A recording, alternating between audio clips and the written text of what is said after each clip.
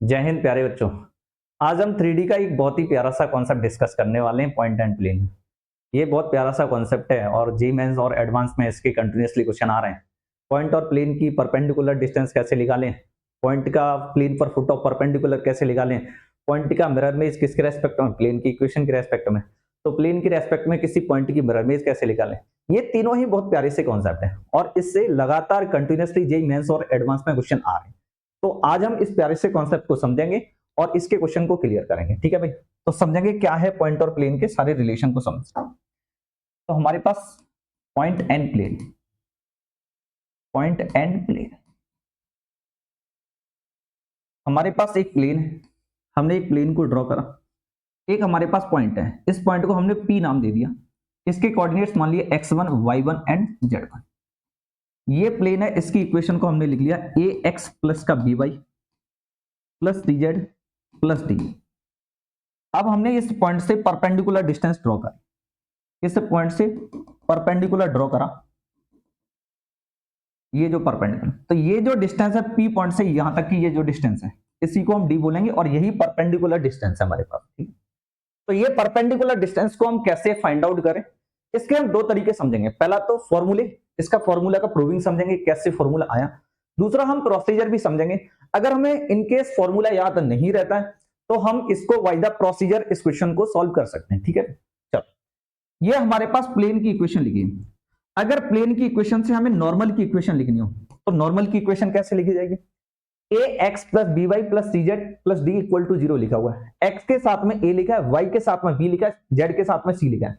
तो ये x y z के जो कोएफिशिएंट होते हैं वही वेक्टर होता है। तो a i cap plus b j cap plus c k cap, ये हमारे पास n वेक्टर हो गया। अगर हम इसको n कैप लिखें तो इसके मैग्नीट्यूड से डिवाइड कर देंगे, तो हमारे पास a i cap plus b j cap plus का c k कैप हो जाएगा और इसके मैग्नीट्यूड से डिवाइड करेंगे। सर मैग्नीट्यूड हो गया root A square plus B square plus C square. ये बात क्लियर हो गया। सर हमने क्या करा, एक प्यारा सा पॉइंट लिया, ए पॉइंट लिया हमने प्लेन पर, जिसके कोऑर्डिनेट्स मान लिए x0, y0, z। अब हमने ए पॉइंट और पी पॉइंट को मिलाया, ए पॉइंट और पी पॉइंट को मिलाने पर हमने एक वेक्टर ड्रॉ करा जिसको नाम दिया हमने एपी वेक्टर। इस एपी वेक्टर क्या बनेगा सर, तो एपी वेक्टर हमारे पास x1 minus x0 I cap plus y1 minus y0 J cap plus z1 minus z0 और ये k कैप, ये हमारे पास एपी वेक्टर आ गया। अब ध्यान से देखो यहां पे n कैप कहां से, ये n वेक्टर, इसका जो नॉर्मल वेक्टर, ये कोई भी इसका नॉर्मल वेक्टर हो गया, ये नॉर्मल वेक्टर है। ठीक है भाई, ये नॉर्मल वेक्टर हो गया। अब हमारे पास एपी वेक्टर है, अगर हम एपी वेक्टर का प्रोजेक्शन निकालें सर किस पर, इस नॉर्मल वेक्टर पर, तो एपी वेक्टर का प्रोजेक्शन अगर हम नॉर्मल वेक्टर पर निकालेंगे तो ये भी देखो परपेंडिकुलर और ये भी परपेंडिकुलर, तो ये वाली जो डिस्टेंस है ये डिस्टेंस हमारे पास आ जाएगी, ये डिस्टेंस, और यही डिस्टेंस तो दी है हमको, यही डिस्टेंस चाहिए। सर अगर आपको प्रोजेक्शन के बारे में नहीं पता है तो आपको बता दें, ये हमारे पास कोई भी एक वेक्टर है ए वेक्टर, ठीक है भाई, और दूसरा वेक्टर है हमारे पास कोई भी ये बी वेक्टर है। ठीक है भाई, अब ए बी वेक्टर का हमें प्रोजेक्शन निकालना ए वेक्टर पर, बी वेक्टर का प्रोजेक्शन हमें निकालना ए वेक्टर, तो इसका इनिशियल पॉइंट से, इनिशियल पॉइंट और फाइनल पॉइंट से दोनों से हम परपेंडिकुलर ड्रॉ करेंगे। हमने ये परपेंडिकुलर ड्रॉ करा, तो ये जो डिस्टेंस आ रही है इस पॉइंट से लेके ए पॉइंट बोल दिया इसको और इसको बी पॉइंट बोल दिया, तो ये जो ए बी डिस्टेंस आ रही है यही प्रोजेक्शन हो गया। कौन सा, किसका प्रोजेक्शन, बी वेक्टर का प्रोजेक्शन ए वेक्टर पर। तो प्रोजेक्शन का निकालने का तरीका ये, तो वैसे ही एपी वेक्टर का प्रोजेक्शन हम एन वेक्टर पर निकाल लें, तो एपी वेक्टर का प्रोजेक्शन, जब भी आपको किसी भी वेक्टर का प्रोजेक्शन दूसरे वेक्टर पर निकालना होता है, जैसे आपको ए वेक्टर का प्रोजेक्शन, जैसे आपको ए वेक्टर का प्रोजेक्शन, ए वेक्टर का प्रोजेक्शन आपको बी वेक्टर पर निकालना है, ऑन बी वेक्टर। ठीक है भाई, तो हम इसको लिखेंगे ए वेक्टर डॉट बी कैप, जिस पर हम प्रोजेक्शन निकालते हैं उसको कैप में लिखते हैं और जिसका प्रोजेक्शन निकालते हैं उसको डायरेक्ट लिखते हैं। तो हम यहाँ पे एपी वेक्टर का प्रोजेक्शन निकालेंगे किस पर, एन वेक्टर पर। ठीक है भाई, तो projection of, projection of AP vector on N vector, तो एपी वेक्टर का प्रोजेक्शन एन वेक्टर पर निकालेंगे तो ये हो जाएगा AP vector dot N cap, और इसका हम मैग्नीट्यूड लेंगे। सर मैग्नीट्यूड क्यों ले रहे हो, क्योंकि हम डिस्टेंस निकाल रहे हैं, परपेंडिकुलर डिस्टेंस, और डिस्टेंस हमें कैसा लेना है, पॉजिटिव लेना है। तो पहले तो दोनों का डॉट प्रोडक्ट करते हैं। एक ही वेक्टर हमारे पास ये लिखा है एन कैप, ये लिखा है, दोनों का डॉट प्रोडक्ट करेंगे। डॉट प्रोडक्ट के लिए आई वाले का आई के साथ जे का जे के साथ के के साथ। तो हमारे पास डॉट प्रोडक्ट कितना आने वाला है, ये आएगा a x one minus x nought plus B y one minus y nought plus का c z one minus z nought, z one minus z nought upon में ये रूट के अंदर लिखा होगा a square plus B square plus C square. ये हमारे पास दोनों का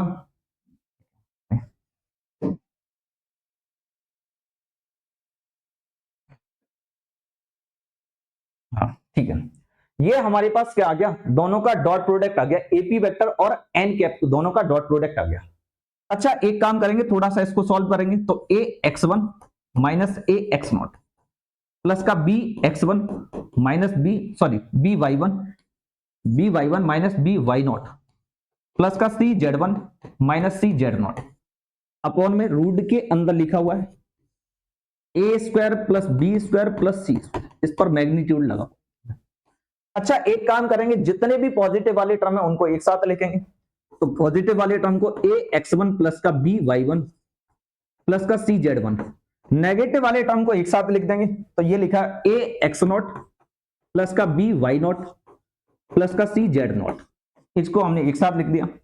और हमारे पास जो डिवाइड में पहले से लिखा हुआ है उसको हमने सेम लिख दिया, तो a square plus B square plus C square, इस पर मोड लगा हुआ है। ठीक है भाई, ये प्यारी सी बातें हमारे पास क्लियर हो चुकी है। चलो ठीक है भाई, अब ध्यान से देखना, ए वाला जो पॉइंट है, ये ए पॉइंट इस प्लेन पर लाई कर रहा है, तो इसका मतलब ए पॉइंट इस प्लेन की इक्वेशन को क्या करेगा, सेटिस्फाई करेगा। तो हम इस ए पॉइंट को इस प्लेन की इक्वेशन में सेटिस्फाई कराएंगे। तो ये हमारे पास हो जाएगा a x nought plus B y nought plus का c z nought plus D equal to 0।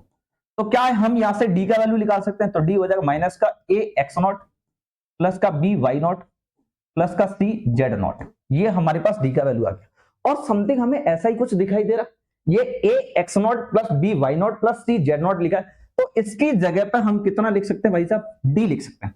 तो हमारे पास ये आ गया a x one plus B y one plus C z one plus d upon में रूट के अंदर लिखा हुआ a square plus B square plus C square. ये हमारे पास परपेंडिकुलर डिस्टेंस आ गई। ठीक है भाई, ये हमारे पास क्या आ गया, परपेंडिकुलर। एक छोटा सा प्यारा सा क्वेश्चन, हमारे पास एक पॉइंट लिखा हुआ है और वो पॉइंट लिखा है 1, 2, 3। एक प्लेन की इक्वेशन लिखी है 2x plus 3y plus 4z plus 5 equal to 0, इस प्लेन की इक्वेशन। अब हमें इस पॉइंट और प्लेन के बीच की परपेंडिकुलर डिस्टेंस निकालनी है। तो सबसे पहले हम इस पॉइंट को प्लेन की इक्वेशन में पुट करेंगे, तो परपेंडिकुलर डिस्टेंस हो जाएगा मॉड, इस पॉइंट को प्लेन की इक्वेशन में पुट करेंगे तो 2 into 1 plus 3 into 2 plus 4 into 3 plus 5 upon में रूट के अंदर क्या लिखा हुआ था, x के कोएफिशिएंट का स्क्वायर प्लस y के कोएफिशिएंट का स्क्वायर प्लस z के कोएफिशिएंट का square, 2 square plus 3 square plus 4 square. ठीक है भाई, ये हमारे पास परपेंडिकुलर डिस्टेंस आ गया।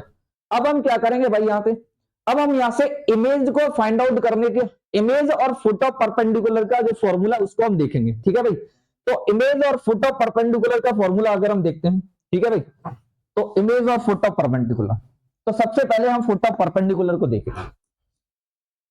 Foot of perpendicular, foot of perpendicular, ठीक है भाई। तो सबसे पहले हम फुट ऑफ परपेंडिकुलर, हमारे पास एक प्लेन की इक्वेशन लिखा है, प्लेन की इक्वेशन है, प्लेन लिखा हुआ a x plus B Y plus C Z plus D equal to 0। अगर हम इसका नॉर्मल लिखना चाहें, नॉर्मल वेक्टर हमारे पास कितना आ जाएगा, a i cap plus b j cap plus c k cap, ये हमारे पास इसका नॉर्मल वेक्टर आ गया। ठीक है भाई, तो अगर हम नॉर्मल वेक्टर इसका ड्रॉ कर दें, तो हमने ये नॉर्मल वेक्टर ड्रॉ करा, ये प्लेन का नॉर्मल वेक्टर हो गया। ठीक है भाई, अब हमारे पास यहां पर एक पॉइंट है पी पॉइंट। ठीक है भाई, एक पॉइंट है पी पॉइंट, पी पॉइंट का हमें फुट ऑफ परपेंडिकुलर लेना। तो पी पॉइंट से हम एक परपेंडिकुलर ड्रॉ करेंगे। तो पी पॉइंट जिस पॉइंट पर इसका परपेंडिकुलर होगा उसी को हम फुट ऑफ परपेंडिकुलर बोलेंगे। तो एफ ओ पी बोल सकते हैं, इसको हम क्यू नाम दे सकते हैं। इसको अगर हमें अब ये क्यू पॉइंट निकालना है, पी पॉइंट के कोऑर्डिनेट्स हमारे पास x1, y1, z1 लिखे हुए हैं, ठीक है। हम इस क्यू पॉइंट को मान लेते हैं अल्फा, बीटा और गामा, ठीक है भाई। ये हमने क्यू पॉइंट मान लिया। अब हमें इस क्यू पॉइंट को कैसे निकालें, ध्यान से देखिए। अगर हम क्यूपी वेक्टर लिखें और ये एन वेक्टर लिखा हुआ है, आपको दिखाई दे रहा होगा कि क्यूपी वेक्टर और एन वेक्टर दोनों एक दूसरे के पैरेलल हैं। तो हम यहां से लिख सकते हैं QP vector parallel to N vector, ठीक है भाई। तो पहले हमें क्यूपी वेक्टर लिख लेते, क्या हो जाएगा क्यूपी वेक्टर। क्यूपी वेक्टर हमारे पास आएगा x1 minus alpha i cap plus y1 minus beta j cap plus z1 minus gamma k cap. ये हमारे पास क्यूपी वेक्टर आ गया। अब क्यूपी वेक्टर एन वेक्टर के पैरेलल लिखा हुआ है, तो हम यहां से लिखेंगे QP vector equal to lambda times n vector, lambda times n vector, ठीक है भाई। तो यहां से क्यूपी वेक्टर लिखेंगे x1 minus alpha i cap plus y1 minus beta j cap plus z1 minus gamma k cap equal to में लिखा है lambda a i cap plus b j cap plus c k cap.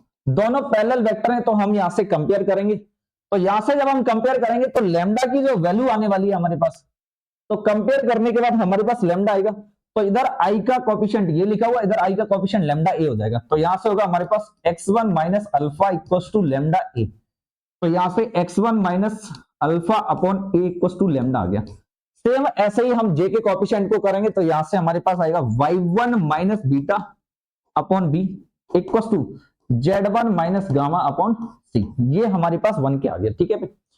अब ध्यान से देखना, थोड़ा सा प्यारी सी बातों को समझिएगा। एक प्यारा सा कॉन्सेप्ट हम समझेंगे, रेशियो का एक प्यारा सा कॉन्सेप्ट।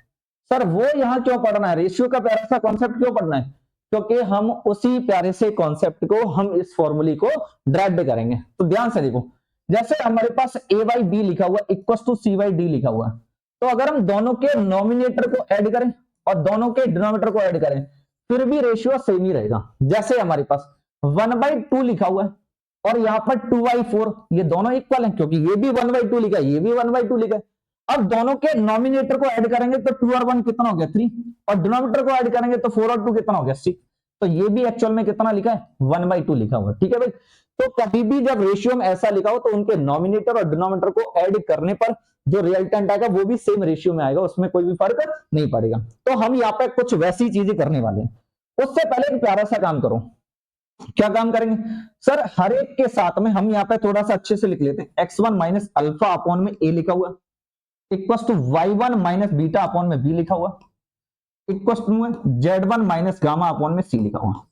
हम यहाँ पर पहला हमारे पास लिखा हुआ, इसमें हम a से डिवाइड कर रहे हैं और a से मल्टीप्लाइड करा, a से मल्टीप्लाइड a से डिवाइड। ऐसे यहाँ पर b से मल्टीप्लाइड करा और b से डिवाइड करा, C से मल्टीप्लाइड करा और C से डिवाइड करा, यहां तक किसी कोई दिक्कत। अब हम सेम ये रेशियो वाला कॉन्सेप्ट लगाएंगे, इसके तीनों के नॉमिनेटर को ऐड करेंगे और तीनों के डिनोमिनेटर को ऐड करेंगे। तो हमारे पास ये बनेगा, इसको थोड़ा सा solve, a x1 minus alpha upon a square equal to b y1 minus beta upon b square equal to c z1 minus gamma upon c square. तीनों के नॉमिनेटर को ऐड करेंगे तो ये बनेगा ax1, हम मल्टीपल करके लिखते चल रहे हैं, ax1 माइनस a अल्फा, ठीक है भाई, प्लस का b y1 minus b beta plus का c z1 minus c gamma. इन तीनों के डिनोमिनेटर को ऐड करेंगे तो बनेगा a square plus b square plus c square, तो ये भी इक्वल होगा, ठीक है भाई। अब एक काम करें, जितने भी पॉजिटिव वाले टर्म लिखे उनको एक साथ लिखेंगे, बाकी टर्म को हम एक साथ लिखेंगे, ठीक है भाई। तो पॉजिटिव वाले टर्म को एक साथ लिख लो, ठीक है भाई। इसको अगेन हम a से a को फिनिश करके हम वही सेम बात लिख सकते हैं, x1 minus alpha upon a equal to y1 minus beta upon b equal to z1 minus gamma upon c, ठीक है भाई। तो हम यहाँ पे हमारे पास जितने भी पॉजिटिव वाले टर्म्स लिखे उनको एक साथ लिखेंगे, तो ये लिखा जाएगा ax1 plus b y1 plus c z1, ठीक है भाई। एंड नेगेटिव वाले टर्म्स को एक साथ लिखेंगे तो minus a alpha plus b beta plus c gamma, ठीक है भाई, ये लिखा हुआ। अपॉन में हमारे पास लिखा हुआ a square plus b square plus c square, ठीक है भाई। अब ध्यान से देखना, यहां से एक प्यारी सी बात आपको बता दें, ये जो पॉइंट है alpha beta gamma, Q point इस प्लेन पर लाई कर रहा है, तो इसका मतलब ये पॉइंट इस प्लेन की इक्वेशन को क्या करेगा, सेटिस्फाई करेगा। तो हम यहां से लिख सकते हैं, यहां से लिख सकते हैं a alpha plus b beta plus c gamma plus D equal to कितना हो गया, 0। तो यहां से डी का वैल्यू हो जाएगा minus a alpha plus b beta plus का सी गामा। ठीक है भाई, इतना हम यहां से लिख दिया, a alpha plus b beta plus c gamma. तो यहां से हम फिर क्या करेंगे, देखो भाई ध्यान से, ये जो वैल्यू लिखा हुआ है ये हमारे पास कितना लिखा हुआ है भाई साहब, डी का वैल्यू लिखा हुआ है। तो इसको हम लिख देंगे यहां से, इसको थोड़ा सा छोटा, ठीक है। तो ये हमारे पास बचा x1 minus alpha upon A equal to y1 minus beta upon b equal to z1 minus gamma upon C equal to बचा a x1 plus b y1 plus c z1 plus का डी अपॉन में लिखा हुआ a square plus B square plus C square. अब दोनों तरफ negative sign का multiple करेंगे तो ये बन जाएगा alpha minus x1 upon A equal to beta minus y1 upon B, दोनों तरफ नेगेटिव साइन का मल्टीपल, तो gamma minus z1 upon C equal to negative sign लग जाएगा और ये पूरा के पूरा लिख दिया जाएगा ए x1 प्लस का b y1 plus c z1 plus का डी अपॉन में रूट अपॉन में लिखा हुआ a square plus B square plus C square. तो ये हमारे पास फॉर्मूला आ गया, ये हमारे पास फॉर्मूला आ गया भाई साहब किसका, इमेज का एक प्यारा सा फॉर्मूला आ गया। ठीक है भाई, ये हमारे पास सॉरी फुट ऑफ परपेंडिकुलर का ये प्यारा सा फॉर्मूला हमारे पास आ चुका है। ठीक है भाई,